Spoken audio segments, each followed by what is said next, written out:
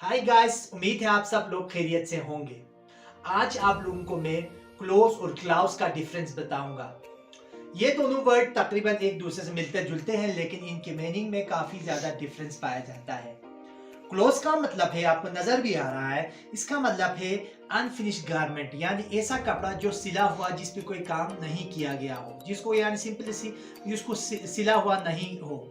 और जबकि क्लाउज का मतलब है कि ऐसा कपड़ा जो यानी फिनिश गारमेंट या ऐसा कपड़ा जो बना हुआ हो। फॉर एग्जाम्पल अभी मैंने जो स्वेटर पहना हुआ है, दिस इज ए क्लोज, क्योंकि ये बना हुआ है, इसको सिला हुआ है। जबकि यहाँ पे आपको नजर आ रहा है कपड़े, ये दुपट्टे वगैरह जो सिले हुए नहीं होते उनको आप क्लोज कहते हैं। और मजे की एक बात बताऊं, क्लाउज वर्ब भी है और क्लाउज नाउन भी है, जबकि क्लोज सिर्फ नाउन ही होगा।